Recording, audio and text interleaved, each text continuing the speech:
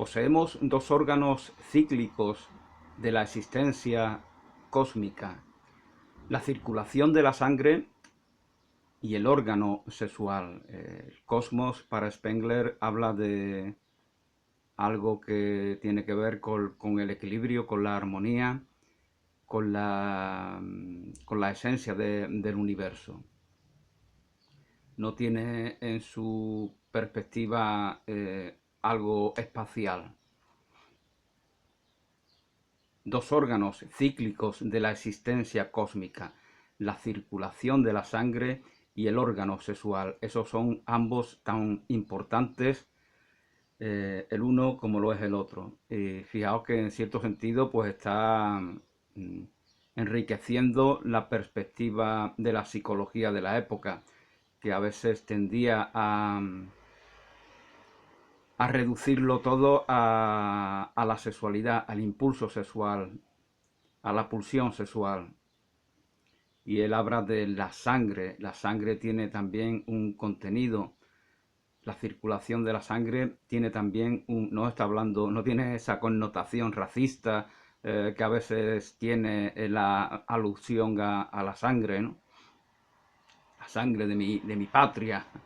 No tiene, sino que es porque justamente luego pues nos va a hablar de aspectos que tienen que ver con la individualidad. Dos órganos cíclicos de la existencia cósmica, la circulación de la sangre y el órgano sexual. Igualmente, como os comentaba, poseemos dos órganos diferenciales, los sentidos y los nervios. ¿Qué hacemos con nuestros sentidos? ¿Qué hacemos con nuestro sistema nervioso? Eso es algo que define en gran medida el valor y el contenido de nuestra individualidad.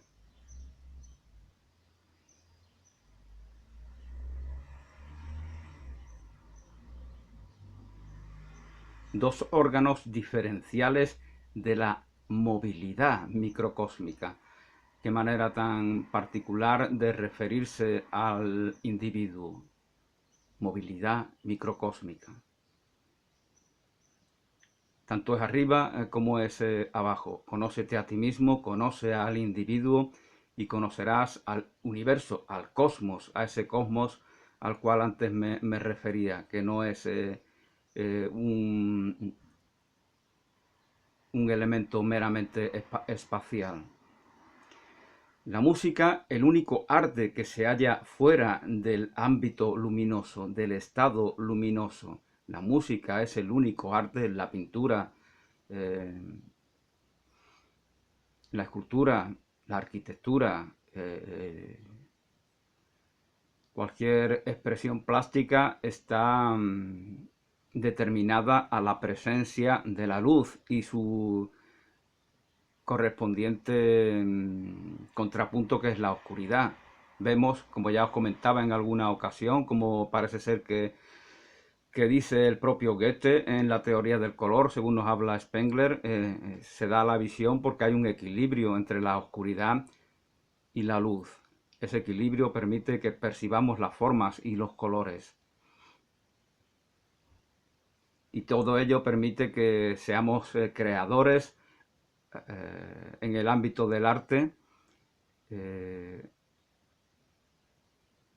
excepto en el de la música, que ya aquí no está implicada, no está implicado ese matrimonio entre la oscuridad y la luz, puesto que vemos la música con el sentido auditivo.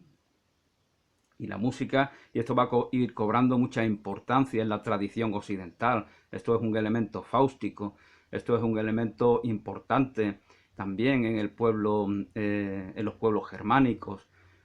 De esto he hablado un poco en los vídeos que hice sobre el doctor Faustus de Thomas Mann, de la importancia que va a tener en la progresión alemana a través de la historia, la importancia que va a tener la música.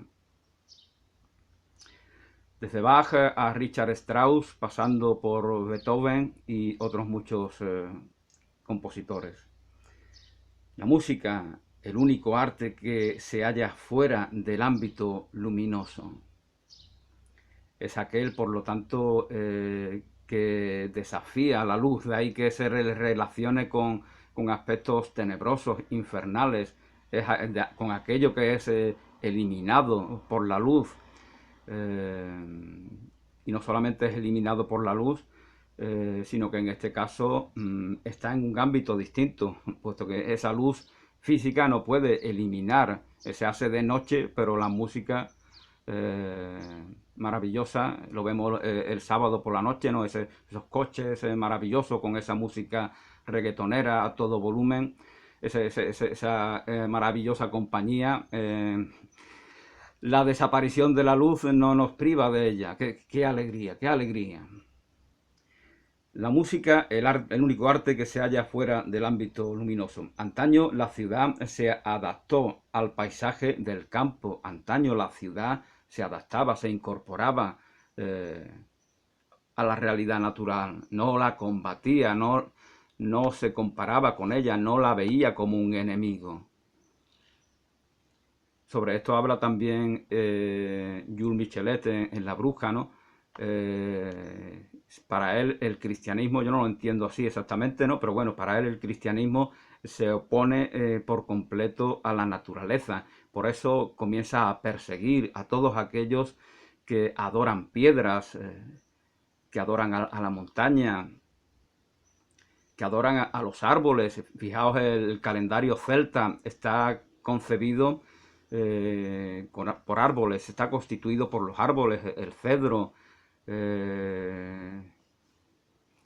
el ciprés, lo que fuera. Cada árbol tenía una relación con determinado tipo de personas, ¿no? Como los tiene el zodíaco. Hay Leo, hay Sagitario, hay Capricornio, hay Acuario. Pues igual ellos tenían su zodíaco y estaba ligado a la naturaleza, no a las estrellas, como es el caso del zodíaco. Entonces la iglesia pues los perseguía y por adorar, pero esa adoración no era idolatría verdaderamente, sino que era una comunión con la naturaleza. Y por eso los perseguía, porque se constituían en un rival de un poder constituido. Ese poder que es el heredero del Imperio Romano, tal como la propia Iglesia Católica se proclama a sí misma. Y por eso se ubica en Roma. Antaño la ciudad se adaptó al paisaje del campo. Ahora la ciudad reconstruye el campo a su imagen y semejanza. Ya ponemos unos minúsculos, escuálidos arbolitos que da pena de verlo, que producen unas naranjas que si te las comes seguramente tengas que ir al hospital para recuperarte. Entonces toma la naturaleza como, en el mejor de los casos, como meros ornamentos de su cárcel de cemento en el cual pues los urbanitas se relajan y son felices con esos trastos esos miles y miles y miles de trastos que se hacen los reyes, los dueños de las calles, y a ellos les parece normal. Les parece normal y por una vía pequeñita así, mientras los trastos van a toda velocidad, como los grandes reyes de la ciudad. Nos sorprende que inventemos la inteligencia artificial. Nos sorprende que inventemos la inteligencia artificial para que haga lo mismo que hacen esos trastos, expulsarnos de nuestra realidad, de nuestro espacio vital, expulsarnos como lo hacen esos trastos repugnantes, contaminantes, que asesinan niños todos los días. Pues la inteligencia artificial es en otro ámbito exactamente lo mismo. Queremos que la inteligencia artificial anule nuestra propia inteligencia para convertirnos en zombies, que va pidiendo Soma, ¿no? Como en la novela del Mundo Feliz. Soma, Soma, Soma, inteligencia artificial. Bien. ¿Para qué usar tu inteligencia si ya está ese artificio que la usa de por sí? Relájate y disfruta, ¿no? Como dijo no sé quién. Antaño la ciudad se adaptó al paisaje del campo. Ahora la ciudad reconstruye el campo a su imagen y semejanza. La ciudad, por lo tanto, se confronta con la naturaleza, es decir, con la vida, con la creación, con lo divino, con lo espiritual, con lo trascendente, con lo permanente. Quiere forjar una realidad ajena a su propia verdad, a nuestra propia verdad, puesto que nosotros también somos naturaleza. La raza no emigra, la raza no emigra. El paisaje condiciona. Ya había comentado que la cultura forja una raza. Para Spengler. Para otro tipo de personas es lo contrario, ¿no? Tiene una obsesión de que una raza tiene esa obsesión excluyente de que personas de una determinada estirpe, de una determinada etnia, vayan forjando una cultura, y eso no es así. Eso es tan absurdo como pensar que dos hombres pueden procrear, que dos mujeres pueden procrear. Pues no, mira, la naturaleza no es así.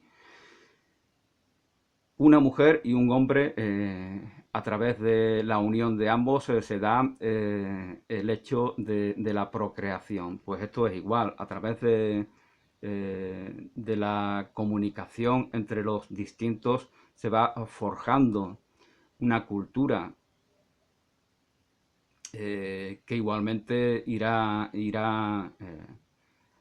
igualmente dará luz a una raza, a una nueva raza, en ese sentido poético, simbólico que tenía anteriormente. Nosotros tenemos raza, nosotros tenemos, hay una realidad vital, comunitaria, tribal, que nos anima y que nos impele a desarrollar lo mejor de nosotros y que nos hace mantenernos unidos para fortalecernos y para que cada uno dé lo mejor de sí. Eso es el sentido de raza. La raza no emigra. En los pueblos nómadas no hay tal raza.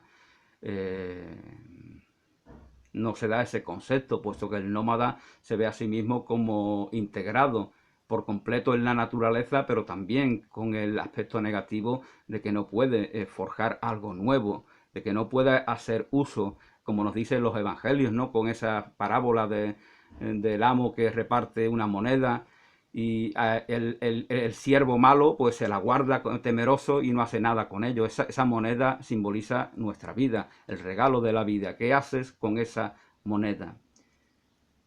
El temeroso del castigo no hace nada. Pues de alguna manera el nómada está en ese estado, pero es comprensible porque esa es su situación natural.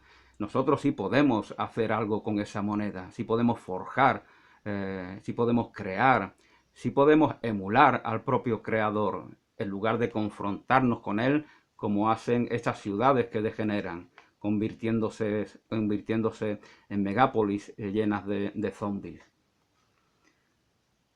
Ser un microcosmos en el macrocosmos es poder comunicarse con los demás, tan sencillo como eso. ¿Qué es ser un microcosmos? Al principio del vídeo decía esta palabra. Dos órganos diferenciales de la movilidad microcósmicas, que son los sentidos y los nervios. Y ser un microcosmos en el macrocosmos es poder comunicarse con los demás. La comunicación es lo que nos permite que se dé la vida, que se dé la creación, que se dé el dinamismo, que todo fluya permanentemente y que sintonicemos con el espíritu de la eternidad. Entonces podemos vivir ya con la conciencia más sutil, con la conciencia más despierta. Las puertas de la percepción, como diría Aldous Huxley, sobre el cual hice un vídeo también, dicho sea de paso, las puertas de la percepción se nos abren y por lo tanto ya se nos da una realidad compleja, llena de herramientas que nos permiten convertirnos en creadores.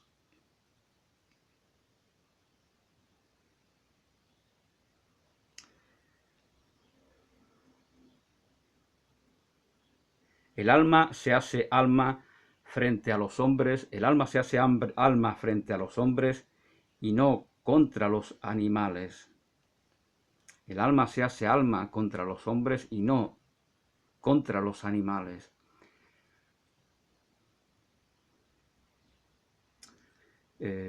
Somos hombres, somos mujeres, somos personas porque nos relacionamos con integrantes de nuestra especie.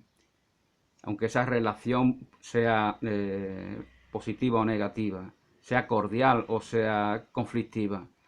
Eso es lo que hace que nuestra alma sea verdaderamente lo que es, no la comparación. Esto lo dice Spengler porque seguramente tiene en mente esa idea de evolucionismo que comienza con Darwin, o que comienza con los precursores de Darwin, mejor dicho. Y tener esa idea nos condiciona de una u otra manera. Nos creemos que somos lo que somos porque somos superiores a los animales, porque somos superiores a los vegetales, porque somos superiores a los minerales. Así piensa el darwinista, y no es así. Somos lo que somos porque nos relacionamos los unos con los otros. Hablando de las personas. El arte es el idioma de expresión. Quien no es artista es que no expresa nada. Expresamos nuestro potencial, emprendemos un camino de realización porque nos reconocemos como artistas. Sea en las artes luminosas, como decía Spengler, esas artes plásticas que necesitan de la luz física, o sea, en el ámbito de la música.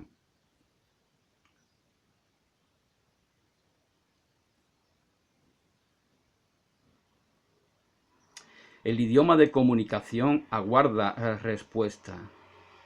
El idioma de comunicación ya es distinto a este de expresión. El artista no aguarda respuesta, crea y nada más. Por eso, aunque algunas corrientes espirituales nos presenten al mismísimo creador como a la expectativa de una respuesta, verdaderamente como artista que es, todo ya se da, la creación se da, todo está consumado. Pero nosotros estamos a un nivel de comunicación que aguarda respuesta.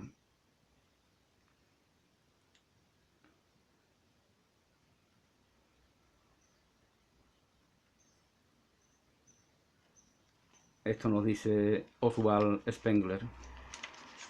Y también nos dice que el dios de Loyola, el místico español, el creador de los jesuitas, la orden del difunto Papa Francisco, el dios de Loyola ya es un dios impersonal, que no puede ser representado, y que no puede ser representado. Ya solo la música instrumental, él entiende que Loyola, en su filosofía, en su misticismo, está trascendiendo los límites de la representación y también del lenguaje hablado, y por lo tanto está invitando a que hablemos con las manos, y que lo hagamos a través de la música instrumental, que trasciende igualmente al canto, que era la expresión musical normalizada durante muchos siglos antes de Loyola, antes de Bach, antes de Lutero, a los cuales los compara entre sí el propio Spengler, antes de Palestrina también. El dios de Loyola ya es un dios impersonal que no puede ser representado. Ya solo la música instrumental puede reproducir la idea de ese dios. Ya nos habla de sentimientos que no pueden ser llevados a la palabra, que no pueden ser escuchados con los oídos. Sí, el que emite habla a través de la palabra, pero que sí pueden hacerlo si el emisor utiliza la música, como os comentaba. Ya solo la música instrumental puede reproducir la idea de este Dios.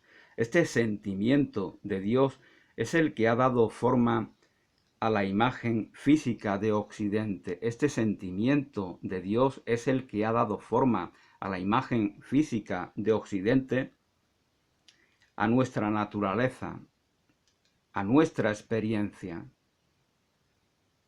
y por lo tanto a nuestras teorías y métodos en oposición a los del hombre antiguo. Esto ha ido forjando una nueva concepción de la naturaleza humana, una concepción fáustica, una concepción occidental, en contraposición con ese hombre antiguo, por ejemplo, del tiempo greco-romano, el del tiempo de los egipcios, el del tiempo de los aztecas, el del tiempo de la cultura china originaria, etc. El mismo del castillo firme, esa composición de Lutero, castillo firme o castillo fuerte, fijaos, castillo, como el castillo de Kafka, ¿no? Que es ese desafío ante el hombre, que algunos identifican con la divinidad que, como es mentira, debe de ser destruida, y otros con la concepción equivocada de lo trascendente en el ser humano, de esa misma divinidad, y por lo tanto debe de ser comprendida para pasear en las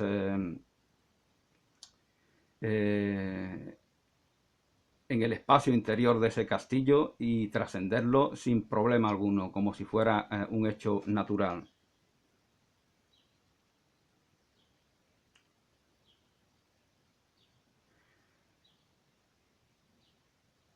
A nuestra experiencia y por lo tanto a nuestras teorías y métodos, el mismo del castillo firme de Lutero, perdón, hablaba del castillo firme de Lutero, es ese Dios, ese mismo Dios del que hablaba Spengler, atribuyéndoselo, esa misma idea de Dios atribuida a Loyola, es la de Lutero, en el castillo firme, esa composición musical que podéis escuchar aquí, o castillo fuerte.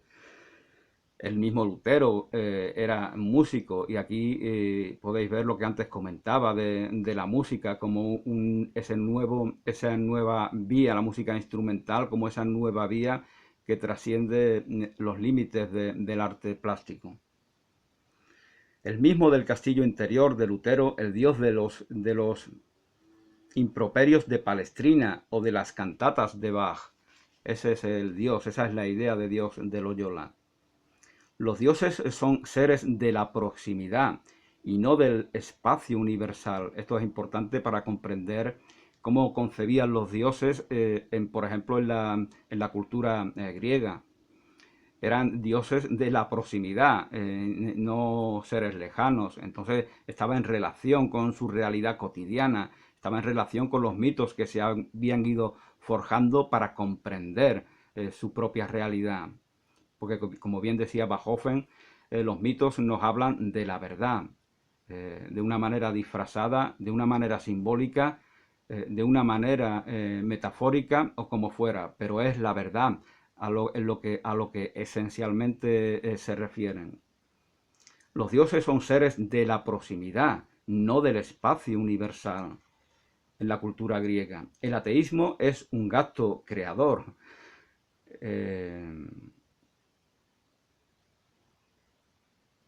O mejor dicho, un gasto de negación. Ateísmo es una disposición negativa. El ateo es ateo porque se opone a algo que ve ahí y que no comprende, que no acepta o lo que fuera. Entonces es una actitud de reactiva.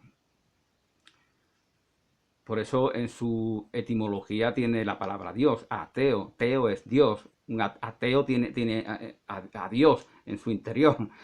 Dentro de la palabra tiene al mismísimo Dios. Entonces, y está confrontado con él. Está confrontado porque Dios efectivamente se utiliza por los poderes mundanos, por intereses espurios, por la codicia de los hombres, que intentan explotarlo. Si intentan explotar partidos políticos hasta destruirlo por el interés personal de un trepa, si esto se hace en el mundo como vemos actualmente, ¿por qué no se va a explotar la idea de Dios? Entonces esto hace el ateo, verdaderamente, porque esos regidores son igual que esos ateos que que combaten a Dios.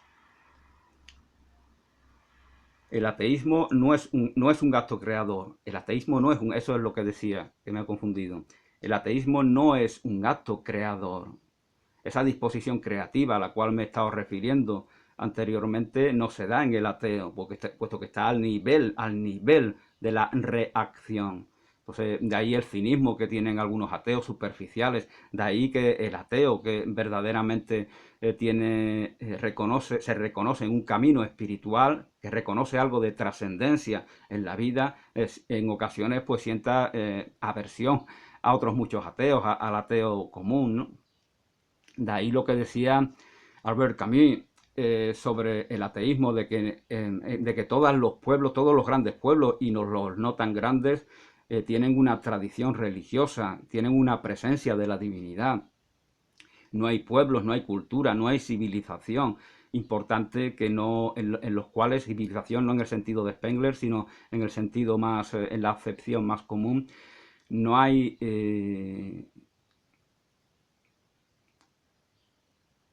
tribu de toda la historia de la humanidad en los cuales la presencia de la divinidad no se dé, no nos une nada. Si no hay algo trascendente, no se da el pueblo.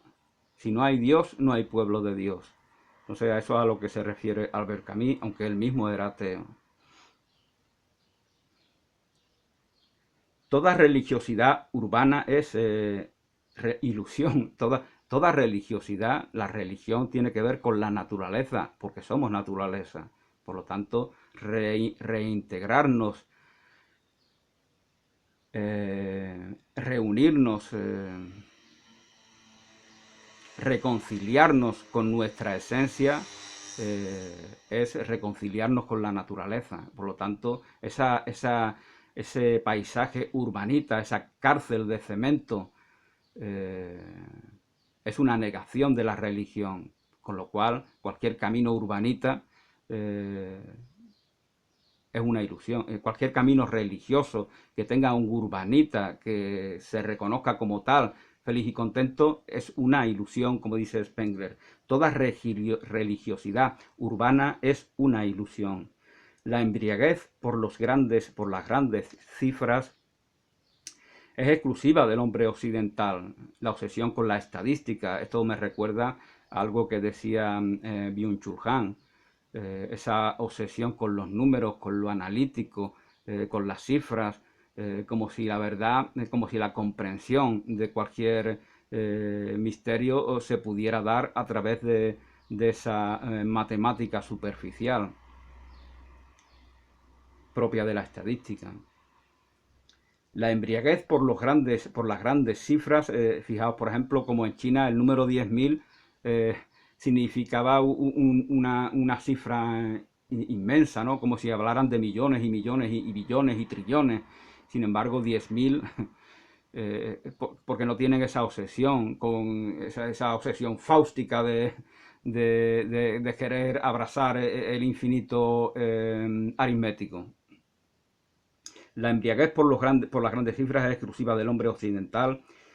Por medidas infinitamente pequeñas, embriaguez por medidas infinitamente pequeñas o grandes, por récords, por estadísticas, el libro de los récords, esa es una obsesión puramente occidental. Y bueno, y con esto, pues con esto ya doy por término a esta serie de vídeos sobre Oswald Spengler. Evidentemente hay muchos temas que quedan pendientes. Se puede abarcar esta obra desde muchos puntos de vista, desde la crítica del arte, por ejemplo, como hacen algunos, desde el ámbito antropológico, etnográfico, o como se quiera decir, desde la geopolítica, como hacen algunos también.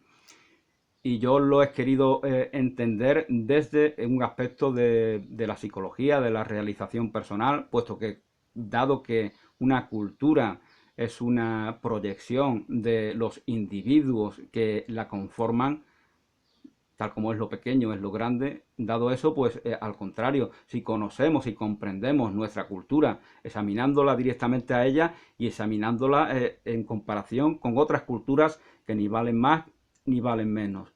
Es lo que hace Spengler comparándola con egipcios, mexicanos, chinos, árabes, etcétera, grecorromanos. Habida cuenta de que una cultura, como os comentaba, es una proyección del individuo, pues lo que esa cultura dice en términos generales nos habla de nosotros, nos habla de cada uno de los individuos que somos partícipes en el espacio y en el tiempo de esa cultura, de la cultura occidental que se encuentra, según Spengler, o que se encontraba, porque tal vez ya ha llegado su agonía definitiva, con esa cultura occidental de la cual todos somos partícipes. Conociéndola, nos conocemos a nosotros. Gracias y hasta una nueva oportunidad.